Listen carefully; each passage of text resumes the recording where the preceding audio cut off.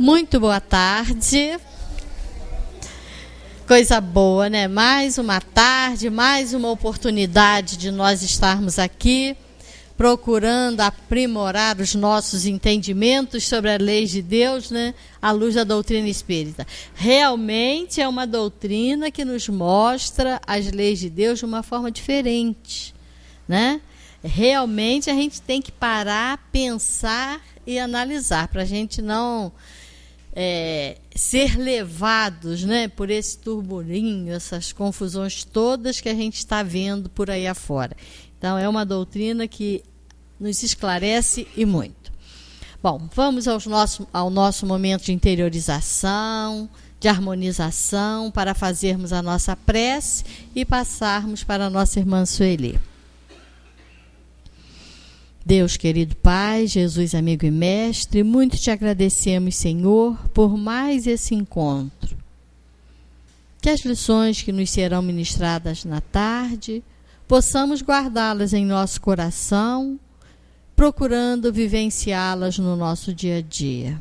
Que a nossa irmã que fará uso da palavra possa receber a inspiração desses amigos espirituais que, por certo, aqui se encontram. Obrigada, Senhor. Graças a Deus e que assim seja. E com vocês, nossa irmã Sueli. Uma boa tarde para todos nós, que a gente possa aproveitar bastante, embora, como a gente tem falado nesse início aqui, não é carinho no coração, né? Quase todos nós que procuramos o Espiritismo, uma porcentagem menor vem querendo conhecer muito a doutrina e entender. Uma porcentagem maior vem através de uma dor, de um sofrimento, de querer explicar um fato ou outro que tenha acontecido na família.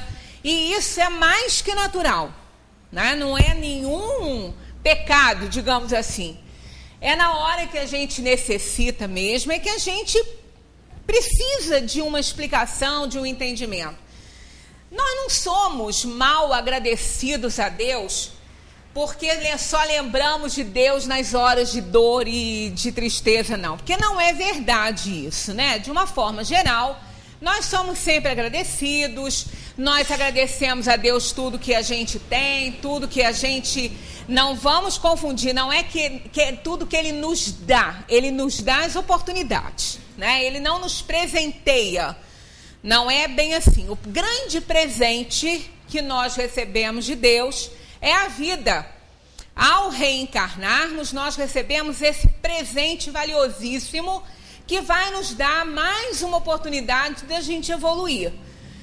Então, somos agradecidos, mas muitas vezes vamos passando pela vida sem muita necessidade de questionar determinadas coisas.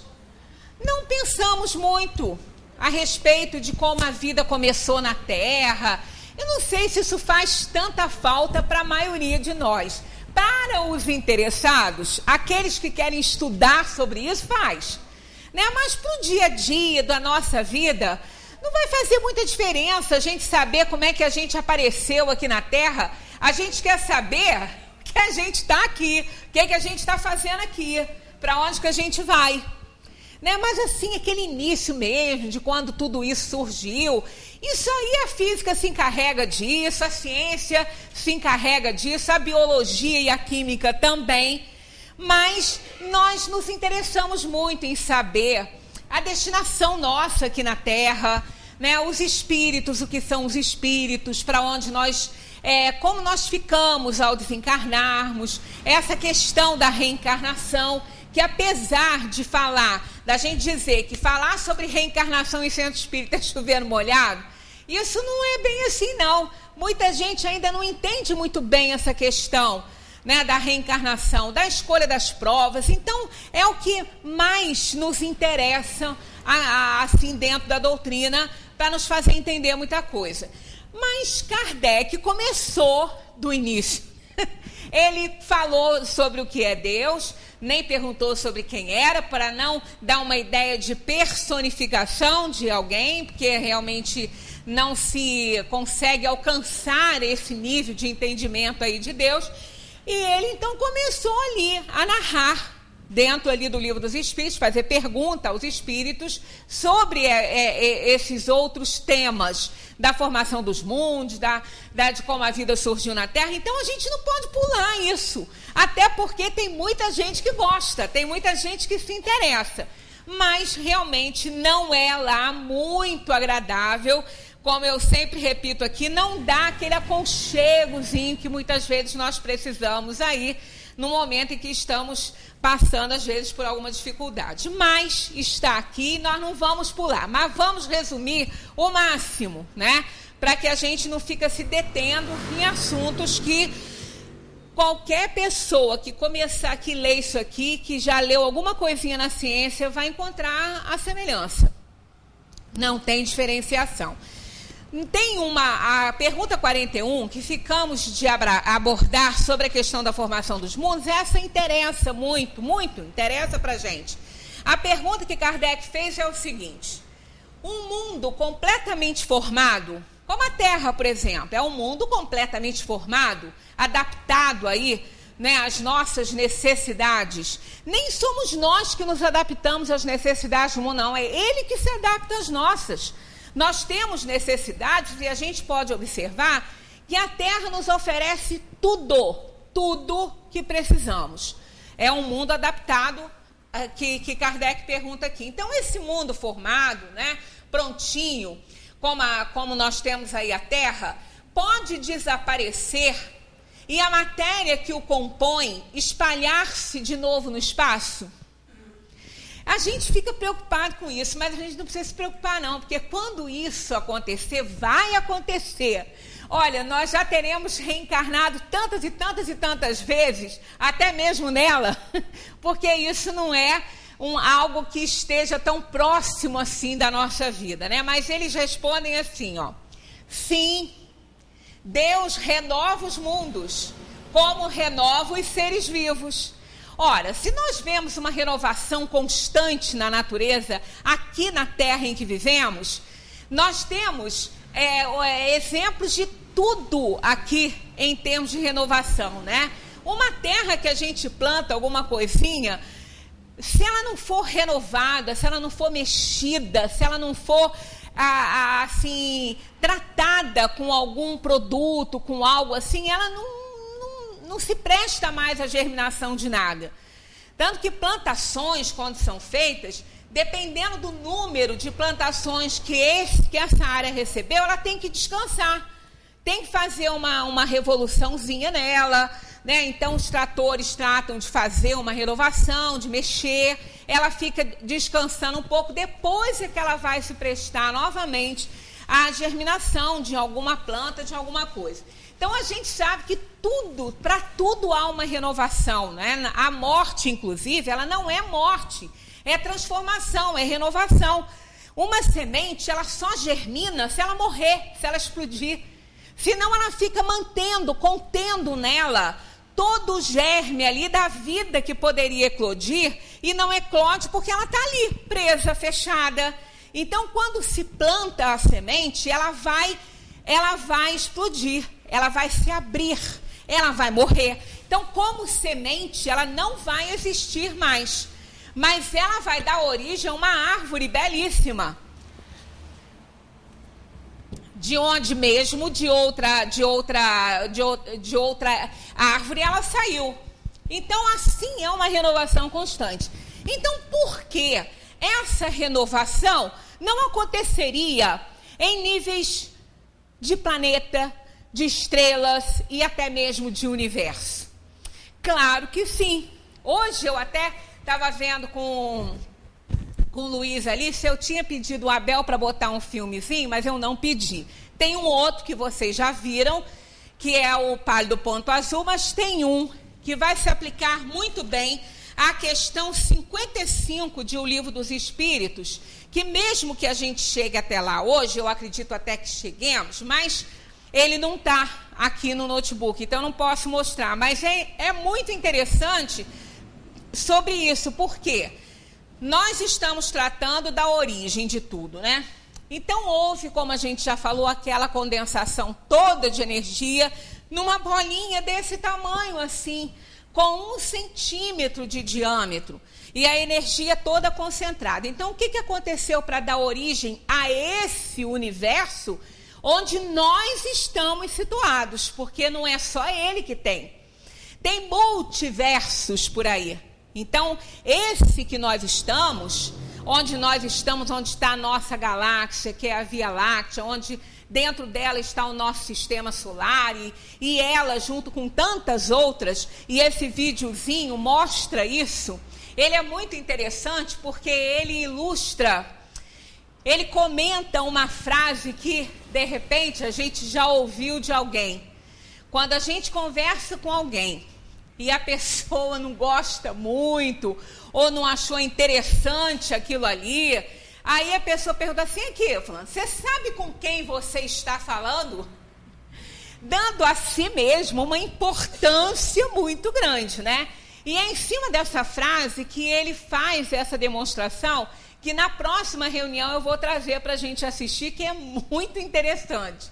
Então, claro que dentro desse universo que nós estamos vivendo, ele, né, foi feito assim, já está aqui Fiat Luz, faça-se a luz, e a luz foi feita, né, não numa explosão, e sim numa expansão.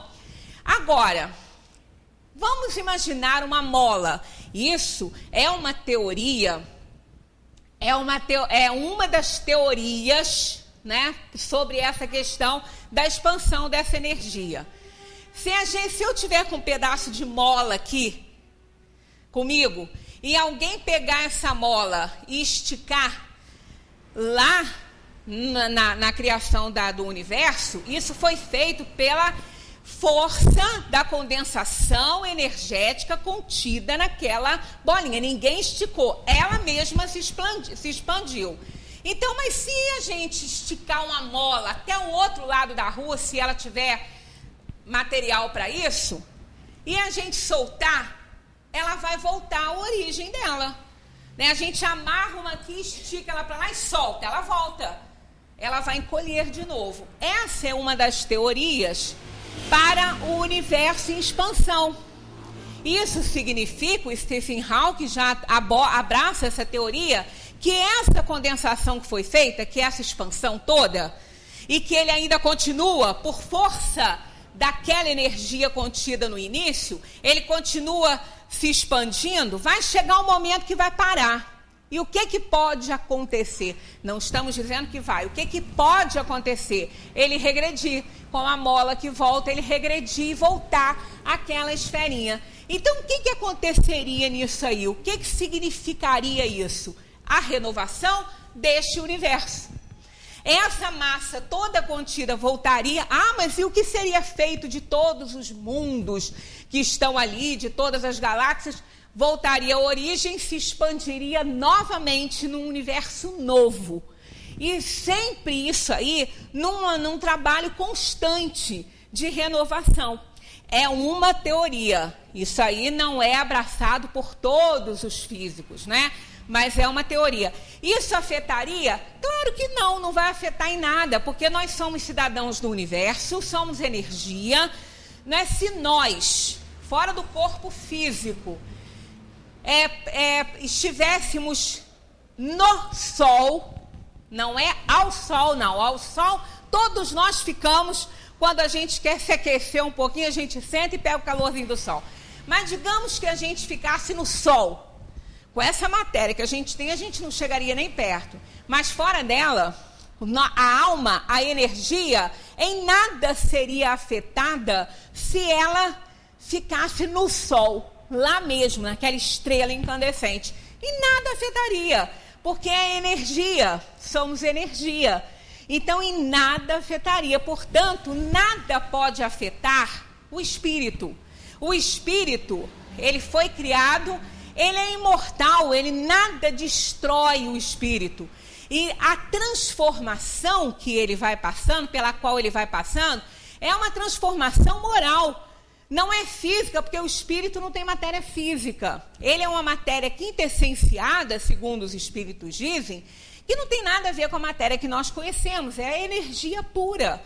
Né? Então, nada pode afetar o espírito. Então, nós não temos nem que temer se vai desaparecer, se não vai. Hoje, nós, com o nosso corpo aqui encarnado, se de repente a Terra desaparecesse, não criaria problemas eternos para a gente, não. Nós desencarnaríamos e reencarnaríamos em outros mundos, sem nenhum problema, sem perdermos absolutamente nada. Ah, mas e os nossos afetos, os nossos amores estarão no mesmo barco que a gente está. Se não tiver no mesmo, vai estar no que está do lado. Isso não importa. Somos espíritos e nos comunicamos pelo fluido cósmico universal. O corpo que fica aqui, o corpo que precisa dos órgãos responsáveis pela visão, pela audição, pela fala, o espírito não. O espírito não precisa nada disso. Então, imaginemos, se isso não nos afetaria agora, imaginemos afetar a alma, o espírito. Então, isso realmente, quando Kardec respondeu que sim, não é? Que Deus renova os mundos, como renova os seres vivos, renovando os mundos, vai renovando galáxias, vai renovando estrelas, vai renovando tudo. O Sol, que é a nossa estrela maior, né, o responsável pela vida no planeta. O Sol é vida. Sem ele, nós não teríamos vida aqui no planeta. Tanto que os mundos muito afastados do Sol, dentro do nosso sistema, não tem vida igual a nossa. Nós precisamos do Sol. Não é? Uma simples vitamina do nosso corpo, que é a D, é feita através dele. Ou a gente toma essa vitamina sintética com remedinho, ou então a gente fica com deficiência dela se a gente não apanha sol. Bastam 20 minutinhos de sol, o sol bom, né? Aquele sol até às 10 da manhã, sem protetor, porque se puser protetor vai bloquear. Basta 15, 20 minutinhos para a gente fazer essa vitamina D. Ela é feita através do sol. Então o sol, ele é o responsável pela vida no nosso sistema. Se ele desaparecer, toda a vida do sistema também desaparece. Vai ser transformada. E ele vai um dia desaparecer porque ele é uma bola de fogo queimando. Vai esfriar. Um dia ele vai implodir sobre ele mesmo e vai criar uma supernova. O que é isso? Uma nova estrela. Uma nova estrela que vai ter aí mundos e mundos em torno dela, como ela tem hoje. Então não há uma destruição, e sim uma transformação. E isso vai acontecer com todos os corpos. Nós temos aqui na Gênese, muito interessante, sucessão eterna dos mundos. Quem puder, dá uma olhadinha em casa nesse texto, que é muito interessante. Aliás, a Gênese toda, né? Eu adoro o Livro dos Espíritos, mas a Gênese, ela é fascinante, porque realmente ela traz tudo que a gente gostaria de saber, as pessoas que querem aprender sobre isso, né? Então, tá assim, ó. Com efeito, se remontarmos à origem primeira das primitivas aglomerações de substância cósmica, observaremos que, sob o império dessa lei, a matéria já passou por transformações necessárias que a conduzem do germe para o fruto maduro, e que, sob o impulso das forças diversas, nascidas dessa lei, ela percorre a escala de suas evoluções periódicas, né? Naturalmente. A princípio, olha só, centro fluídico dos movimentos. A seguir, gerador dos mundos. Né? Então, visualizamos aquela bolinha cheia de energia condensada, né? Centro fluídico, ali é o centro fluídico, centro de energia. Depois, gerador de mundos. Com a expansão daquela energia toda, gerou os mundos, gerou galáxias, gerou o universo esse que a gente vive, né? Mais tarde, olha só, mais tarde, e põe tarde nisso, núcleo central e atrativo das esferas que tiveram nascimento em seu seio. Lindo esse parágrafo, né? Eu que sempre gostei dessa parte de cosmologia, o dia que eu li isso aí, parecia que eu estava vendo o mundo se formar e voltar e se transformar. Maravilhoso, olha só. A princípio, um centro fluídico, que é o centro da força energética, dos movimentos. A seguir, gerador dos mundos, né? Aquela força que gerou tudo que existe aí. Mais tarde, núcleo central e atrativo das estrelas que tiveram nascimento em seu seio. O que é isso? Buraco negro. Buraco negro que a gente ouve aí a física falar. É verdade, é isso aí. É o centro de atração. Então, o que acontece com uma estrela? Né? A estrela, ela é o centro de um sistema. No caso, é o nosso centro. O centro do nosso sistema solar. Essa estrela, um dia, quando a nossa é uma anã. É pequenininha. E olha que a gente acha ela linda, né? Mas tem estrelas, nossa, monumentais, milhões de vezes maiores que o Sol. O Sol provavelmente vai se tornar uma supernova, que ele é pequeno, ele é uma estrela anã. Vai queimar, queimar, queimar, depois implode sobre o próprio núcleo e forma uma estrelinha nova. Mas umas estrelas de grande porte, de muita massa, o que acontece com ela? Ela vai perdendo energia, ela vai se queimando, que é fogo, né? Vai se queimando, se queimando, se queimando, vai perder energia. Aí o que ela faz? Ela se transforma num buraco negro.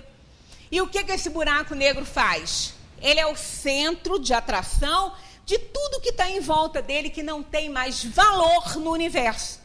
A Terra não seria atraída por um buraco negro, embora nós tenhamos no centro da nossa galáxia, como em todas elas, um buraco negro. Para que isso? Para fazer a renovação dos mundos. É necessário que essa matéria seja remexida, que ela seja transformada. Aí ela cai nesse buraco, ali dentro, ela que não sabe o que acontece lá, mas sabe-se o resultado. Então, tudo que cai dentro desse buraco é devolvido para o universo, renovado e transformado. Então, isso não é destruição. Então, toda galáxia tem um buraco negro no centro. A nossa tem um enorme lá no centro. E é pequeno em relação aos outros. Então, quando a Terra e outros mundos, o próprio Sol, não tiver mais utilidade, o próprio Sol fará a morte dele provocará a morte do sistema. Mas a morte, entre aspas, que será uma transformação, uma renovação, que quando ele se queimar, ele vai formar uma estrelinha nova. E esses mundos que estão em torno dele, todos vão se reformar. A Terra, que é um planeta de provação e expiação, vai se tornar um planeta regenerador. Ah, mas qual a diferença? A diferença é que planos regeneradores não têm essa massa que nós temos. Então, a Terra transformada, ela vai ficar muito diferente do que ela é. Mas isso não é para agora, não. Isso demora milhões de anos, bilhões de anos. Né? O universo tem 15 bilhões de anos, né? Então, estimados, né? Mais ou menos nisso. Então, essa transformação é real. E está aqui, ó, buraco negro é recente. Essa descoberta da ciência é nova. Não é muito antiga. E desde 1857 que a gente já sabe disso. Né? Agora, claro que todos os astrônomos, todos os físicos sempre cogitaram a possibilidade de haver algo que fizesse a transformação dos mundos, já que eles não vão durar para sempre. Nada dura para sempre do jeito que é, do jeito que está. Porque a lei do progresso é uma lei de Deus. Então, tudo evolui, nada vai ser para sempre o que ele é. O que é uma pedra não vai ser para sempre uma pedra. Né? É a lei da evolução, é a lei divina. Então, tudo vai se transformar. Então, os mundos vão desaparecer no momento que eles não forem mais úteis, sim, serão atraídos para esse centro de atração que a gente viu aqui. sendo que o mesmo que deu origem a eles vai absorvê-los de volta. Esses elementos vão voltar a essa massa comum de éter para se assimilar a outros corpos ou para regenerar outros sóis. E essa morte não será um acontecimento inútil a esta terra, nem às suas irmãs. Ela renovará em outras regiões, outras criações de natureza diferente, e ali onde sistemas de mundos se tenham desvanecido, renascerá logo um novo canteiro de flores mais brilhante e mais perfumadas. Então, realmente, é muito bonita essa história, né? Essa história de tudo que vai se renovando, vai se renovando. Assim como a gente vê uma sementinha tão assim, sem graça, né? A gente compra, quem gosta de plantar, aquele pacotinho com umas sementinhas, a gente olha aquilo ali, tem graça nenhuma, né? Nem cheiro não tem nada, com umas bolinhas assim. Aí bota lá num canteirinho, dali a pouco aquilo está germinando. Se for uma árvore grande, aquilo fica lindo, lindo. Nasceu dali, daquela sementinha. Então é que a gente vê que realmente a natureza é sábia, porque inteligência suprema, causa primária de todas as coisas, mais sábio que tudo que existe, criou isso tudo que nós temos aí nesse universo, né? Bem, quanto a essa questão da eterna sucessão dos mundos, os mundos se renovarem, quem tiver mais interesse, dá uma lindinha na Gênese, eterna sucessão dos mundos, e esclarece muito bem. Entramos então na questão da formação dos seres vivos. Como eu digo, a gente vai passar bem rapidinho nisso aí, porque realmente a gente tem coisas não mais importantes não, mas são no momento mais aceitas por nós em termos assim de responder algumas necessidades que a gente tem, algumas respostas que a gente tem necessidade de responder. Quando a Terra começou a ser povoada, eles respondem assim, no começo, tudo era caos. Os elementos estavam fundidos. Pouco a pouco, cada coisa tomou o seu lugar. Então, apareceram os seres vivos apropriados ao estado do globo. Isso aqui, mais que resumido, né? Claro, quando aquela expansão de energia aconteceu, mundos foram formados de aglomerados de matéria cósmica, né, formando. E aquilo que a gente viu naquele início, que foi também chatinho, essa questão das propriedades da matéria, da química, mas pode nos dar uma ideia do que deve ter acontecido nesse laboratório da Terra no seu início, para dar a formação que nós temos hoje, né? Se hoje a inteligência nem está tão avançada assim, né? E foi feita, no caso, aquela experiência pelo homem, da gente fazer um diamante por conta de um cabelo. Esses diamantes são feitos, muitos aí são mais baratos que os naturais. As empresas fazem os diamantes sintéticos, né? São muito mais em conta que os outros. Mas da gente, é uma experiência interessante a gente pegar cabelo e transformar em diamante. Se a gente pode fazer isso com essa pobreza que a gente tem aqui na Terra, imaginemos, em escala universal, o que não aconteceu com a química, na formação dos mundos e dos seres vivos. Aí na 44, Kardec pergunta assim, de onde vieram os seres vivos para a Terra? Vou prestar atenção nessa resposta. A Terra continha os germes que esperavam um momento favorável para desenvolver-se. Os princípios orgânicos reuniram-se desde o instante em que cessou a força de dispersão. Quer dizer, quando a Terra parou, né, chegou um momento, aquele aglomerado de matéria cósmica se acomodou, ali começou então a elaboração desse planeta, desse mundo, né? Os germes permaneceram em estado latente e inerte, como a crisálida e as sementes das plantas. Até o momento, até o momento propício à eclosão de cada espécie. Então, os seres de cada espécie se reuniram. Isso também não é uma coisa muito simples da gente entender, permanecer em estado latente. Mas olha só, hoje, na hora que eu estava vindo, antes estava dando o jornal e eles falando sobre a questão da dengue, né? Nós tivemos um aumento significativo de casos do ano passado, mais de 500, aumentaram em 500 casos a mais do que em 2012. Aí a moça estava mostrando que os ovinhos que o mosquito da dengue está colocando lá, se não tiver água, eles não vão eclodir, eles precisam da água. Então eles vão ficar lá, eles não vão morrer não.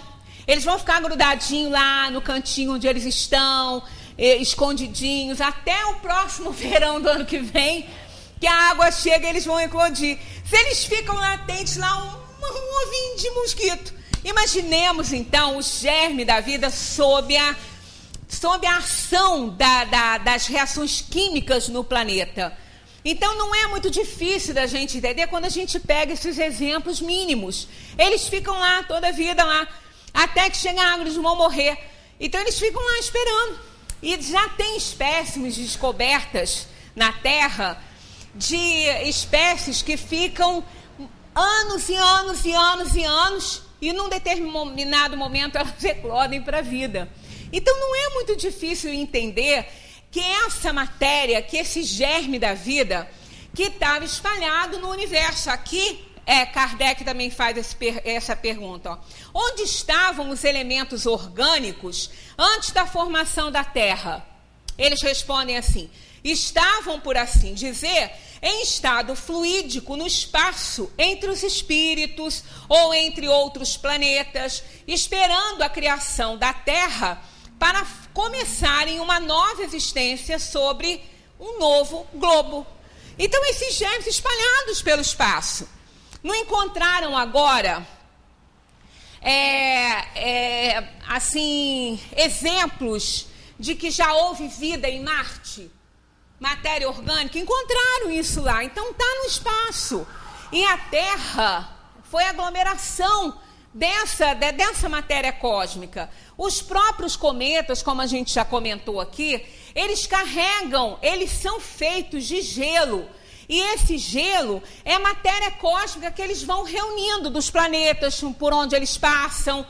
E que quando eles passam próximo do Sol, o Sol derrete aquele gelo. Aí forma aquela cauda gigantesca, né, e brilhante, porque aquilo ali é gelo, sob o reflexo do fogo das estrelas, né, dos sóis que estão espalhados aí pelo mundo. Carregam matéria orgânica.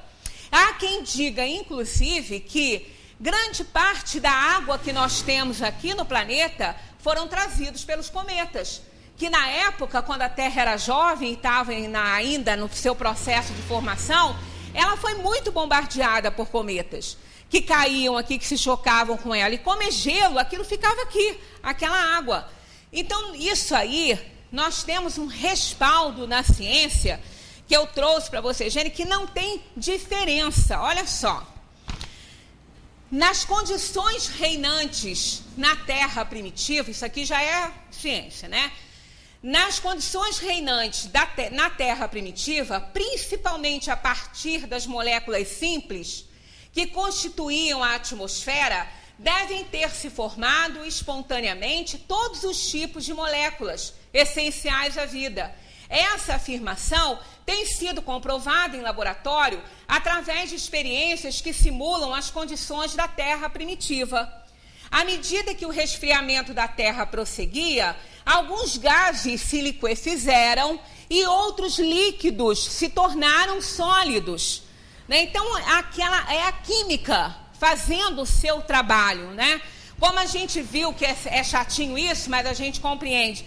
Se a gente une dois átomos de hidrogênio e umzinho de oxigênio, são dois gases que se transformam na água que a gente bebe. Então, isso no início da formação da Terra, isso foi intenso. Né? Isso foi intenso em todos os pontos do globo, né? Em todos os pontos da Terra. foram acontecendo essas transformações? O vapor d'água nas camadas superiores e frias da atmosfera condensava-se, dando origem a grandes tempestades. Entretanto, a superfície terrestre estava suficientemente quente para não permitir o acúmulo de água líquida. Aí se formava alguma coisa gelatinosa, a água não conseguia ficar ali. Parte evaporava, parte ficava de uma forma mais gelatinosa.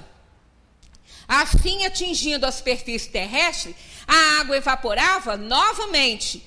Esta situação deve ter persistido por alguns milhões de anos, durante os quais a atmosfera foi incessantemente bombardeada por descargas elétricas, que eram os raios. Esses raios faziam transformações químicas naqueles elementos que aqui estavam, né, fazendo que as moléculas se modificassem. E ali a vida foi surgindo, né, na sua matéria primeira mais simplesinha, mais primária, e depois essas mesmas transformações químicas sob o efeito desses raios foi fazendo moléculas mais complexas. A falta de oxigênio na atmosfera, que não tinha oxigênio, né, na atmosfera na época, era muito hidrogênio, era esse gás que a gente até usa em carro, né, o etanol, mas não tinha oxigênio. Aí, não tendo oxigênio, a Terra não tinha camada protetora de ozônio, que agora está furadíssima, está igual uma peneira, dando câncer em todo mundo. Então, o que ocorria? Não tendo essa camada, os raios ultravioletas entravam direto. Os raios do Sol entravam direto, as descargas caíam direto aqui. E isso fazendo as transformações moleculares.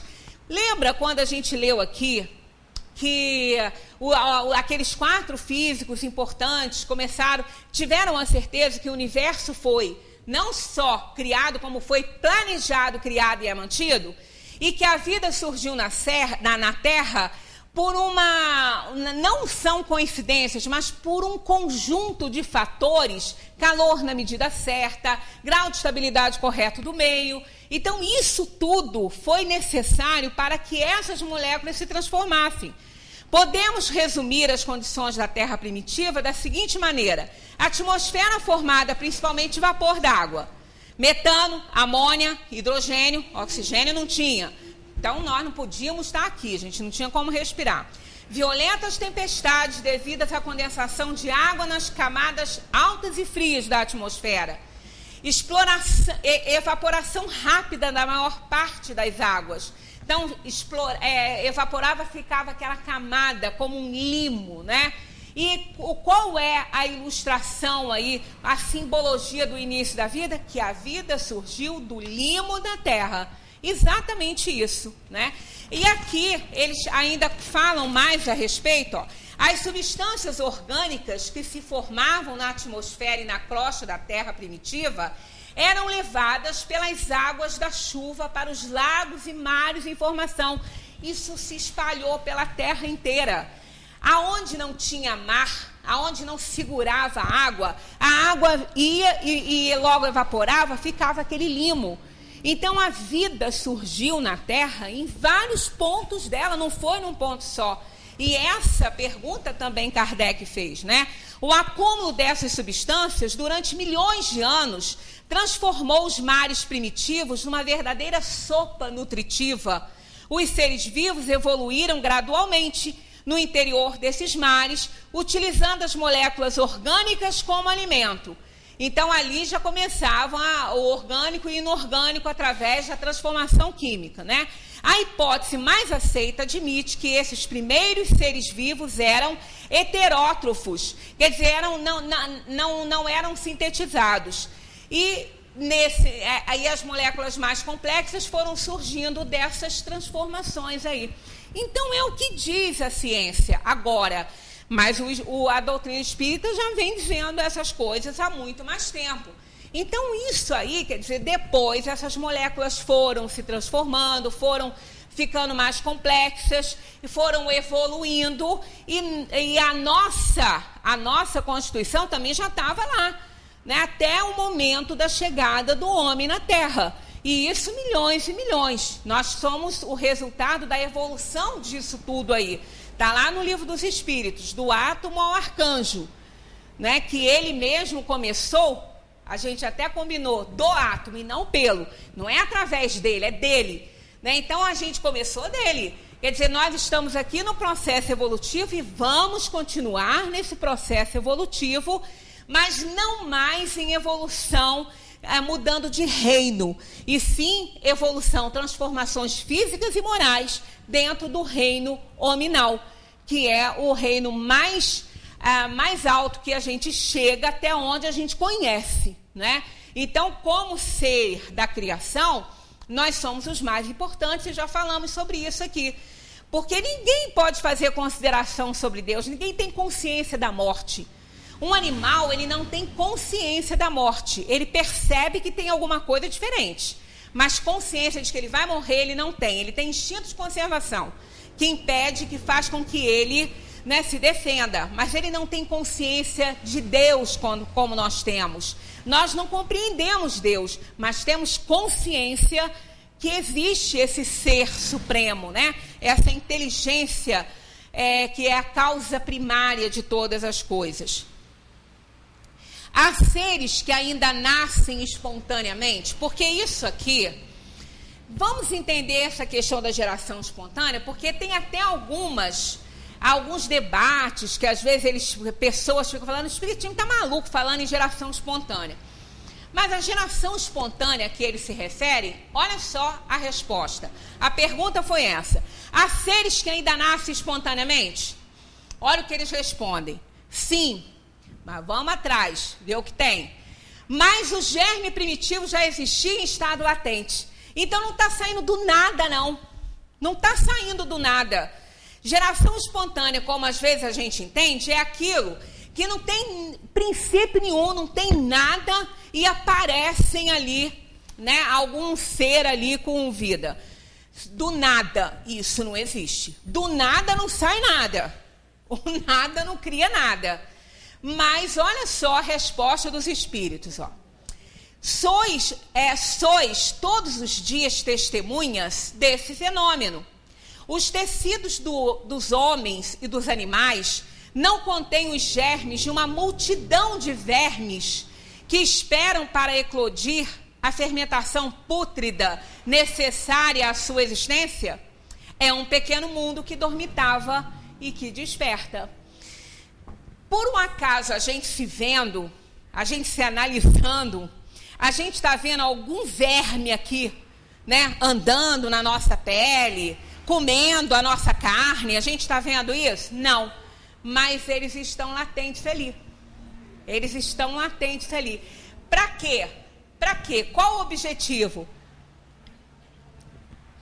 Iniciar a transformação da matéria no laboratório da Terra. Para isso que eles estão latentes ali.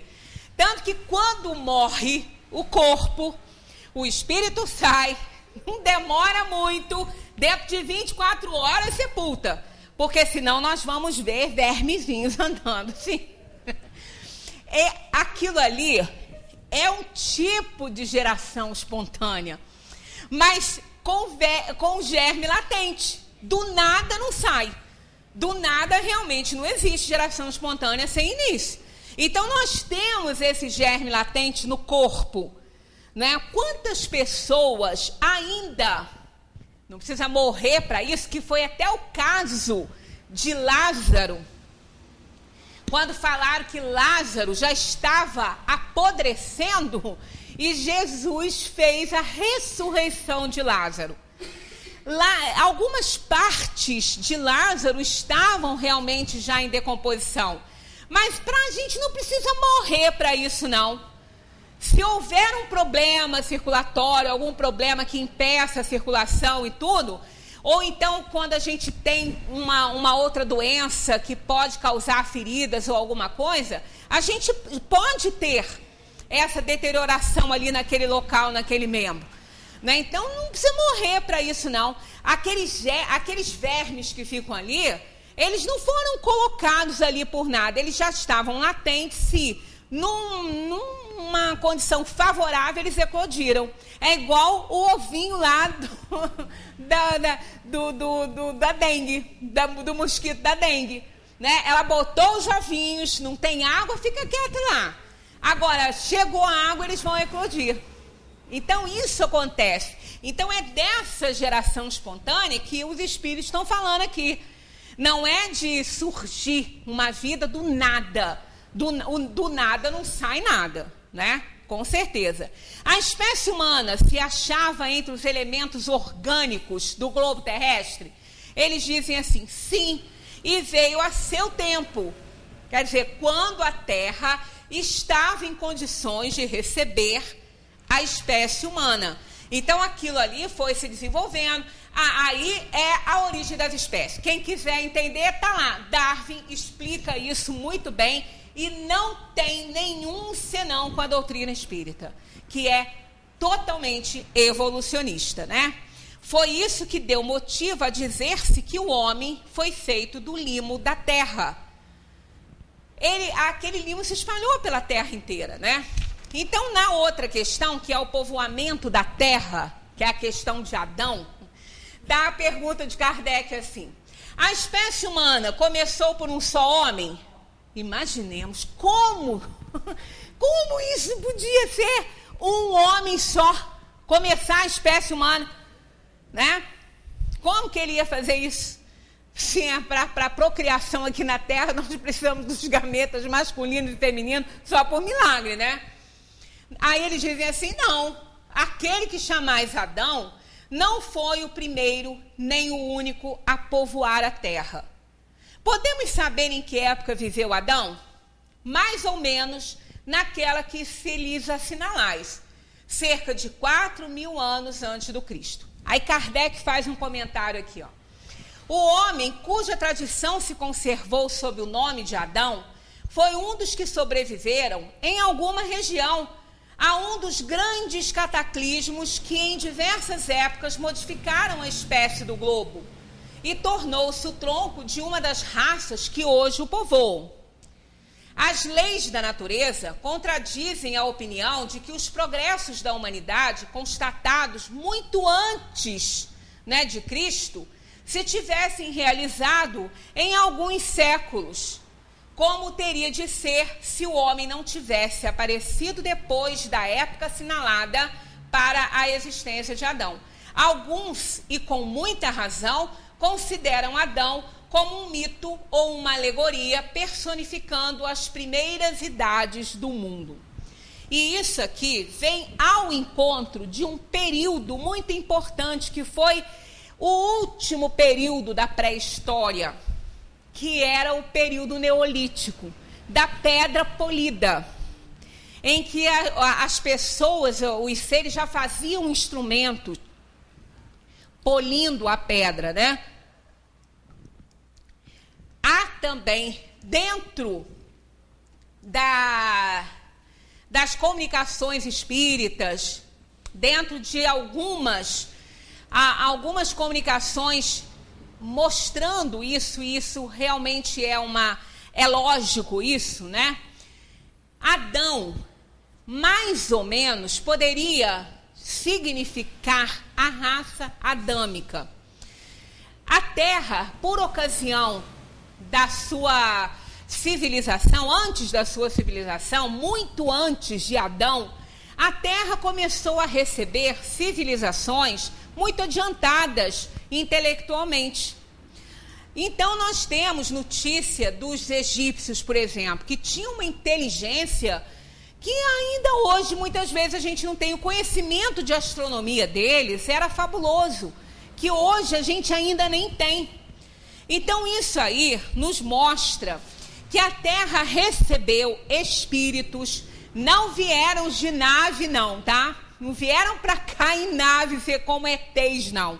Espíritos que vieram reencarnar na Terra para auxiliar o desenvolvimento dela, que até então estava muito lento. Então, Adão, ele data na Bíblia de mais ou menos 4.000 anos, e esse era o período neolítico, que durou 10.000 anos antes do Cristo. mas começou ainda com a terra resfriando, ainda com a terra com muitos problemas. E ele apresenta características de uma civilização começando.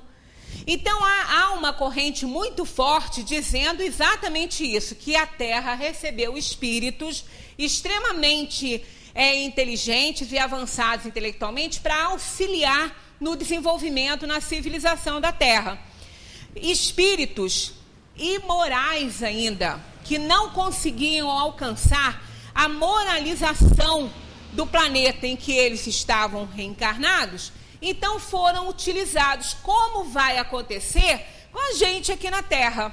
Porque muitas vezes nós vemos um desenvolvimento intelectual muito grande em algumas pessoas na Terra, de influência, né, no meio social, no meio científico, mas que são pouco moralizadas.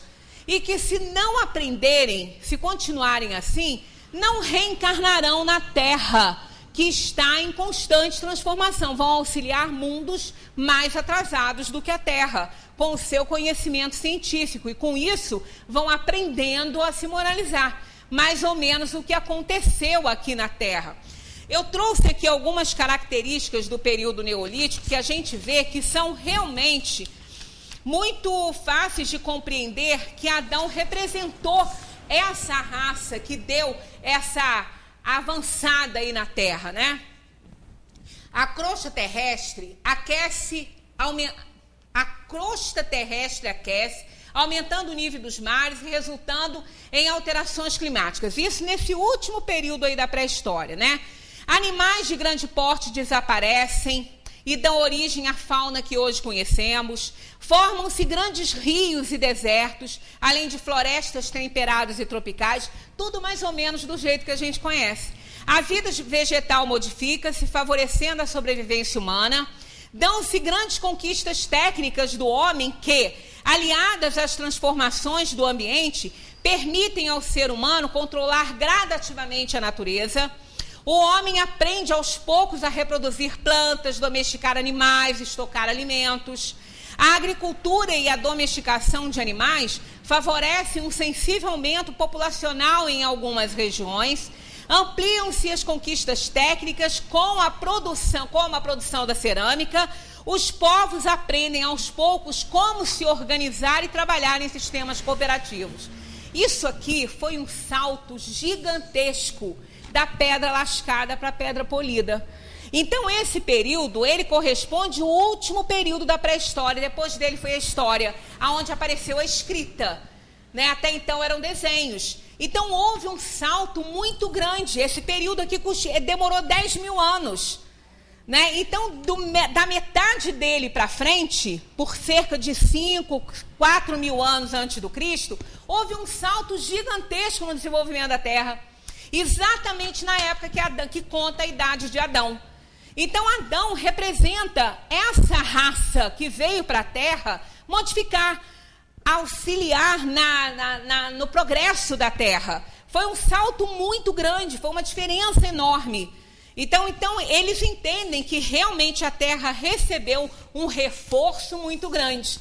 Ainda que não seja assim, que sejam sobreviventes de cataclismos, também não muda nada, né? Continuando, porque todo caos gera um progresso depois, né? Gera um progresso. Para que haja uma arrumação, um progresso, a gente tem o caos. Isso dentro da casa da gente a gente vê. Vai fazer uma reforma em casa, por menor que seja, Deus nos livre. A gente pede para nem começar, né? Uma simples arrumação de um armário. A gente começa a botar para fora. Depois que está aquilo tudo ali, a gente fala, como é que isso estava aí dentro? E tenta botar, não entra, não vai, não chega, não dá, né? Então, realmente, toda arrumação gera um caos muito grande. Mas depois fica bonitinho, né? Tudo arrumadinho, cheirosinho, tudo direitinho. Obra é um terror. Depois que ela termina, a gente nem lembra do desgosto que teve, né? Do caos que provocou. E é isso que acontece em termos de universo, em termos de mundo, de planeta, né? Toda transformação gera caos. Agora, não vamos esperar cataclismos para modificar a Terra, não. os cataclismos para modificar a Terra estão dentro de nós. Nós somos eles, esses fenômenos difíceis de arrumar, né? A Terra será transformada num plano regenerador através da transformação dos espíritos que estão nela. Não vai haver cataclismo. Pode haver um ou outro, como a gente vê fenômeno da natureza acontecendo, mas sempre aconteceram. Imaginemos no início da formação da Terra esses fenômenos, terremotos, maremotos, e de toda ordem, né? Tempestades, tudo isso. Muito maior que o que a gente está vendo hoje. Então, o que a gente tem hoje, sempre teve, né? Nós é que precisamos de nos reformar para merecer uma Terra melhor, né? Uma Terra mais reformada. Para a nossa próxima conversa, diversidade das raças humanas, que não muda nada, que é tão rápido isso aqui, já que a Terra, a vida nasceu em vários pontos da Terra. O que aconteceu? Cada vida se adaptou ao meio em que ela foi desenvolvida. Um meio tropical como o nosso, como aquela faixa da África, sol intenso, ainda mais naquela época, as pessoas tiveram que desenvolver uma proteção a mais na pele, senão morreriam. E o cabelo tinha que ser mais denso, senão morreriam, o casco queimaria. Não é? Então, cada etnia se formou pela necessidade geológica, pela necessidade do ambiente em que elas se desenvolveram. Aqueles que se desenvolveram perto dos polos, né, de gelo, tinham a pele clarinha, porque não tinham necessidade de nenhuma proteção. E os que se desenvolveram mais perto do Equador, mais perto dos trópicos, porque precisavam realmente de muita proteção, tinham a pele mais morena, né, com mais melamina, para poder suportar realmente aquele calor todo. Então, a raça é uma só. Quando a gente ouve isso, é raça negra, é raça amarela, não tem isso não. Não tem raça negra nem raça branca. A raça é humana. O que existem são os tipos de etnia que se desenvolveram de acordo com o local, com a geologia onde eles foram, onde eles tiveram início.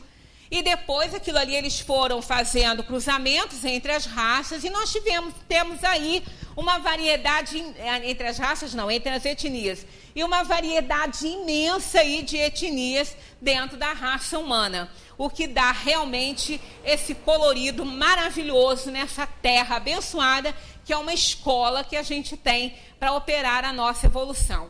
Então, no nosso próximo encontro, nós vamos ter aí a pluralidade dos mundos. Começa a melhorar. Pluralidade dos mundos é bom, né? É bom. Para aqueles que acham que só a Terra é habitada, eu não acredito que espíritas pensem assim, mas para aqueles que ainda têm um pouco de dúvida, nós vamos começar a semana que vem com esse videozinho do professor. Ele é professor da PUC, ele é filósofo, ele é muito interessante, ele é bem-humorado. Ele vai mostrar para a gente. Eu sei que vocês não gostam desse negócio de contar galáxia, né? Mas, nessa questão aqui de O Livro dos Espíritos, todos os globos que circulam no espaço são habitados, a gente precisa ter esse conhecimento de todo para que a gente possa chegar no nosso planetinha, tão pequenininho, uma poeirinha no universo, mas tão importante para nós, porque é nele que tudo acontece. Né? É nele que nós estamos operando a nossa evolução. É nele que nós estamos plantados. É o nosso jardim. É nele que nós temos que florescer. Então, é dele que a gente tem que cuidar. Mas isso vai mostrar para a gente que nós não somos tão importantes quanto a gente pensa para a gente responder assim para alguém. Você sabe com quem que você está falando? Você está falando com uma pessoa que representa uma coisinha nos 6 bilhões de habitantes desse planetinha, né? Que tem aí um monte de espécies catalogadas e a gente só é mais uma delas, né?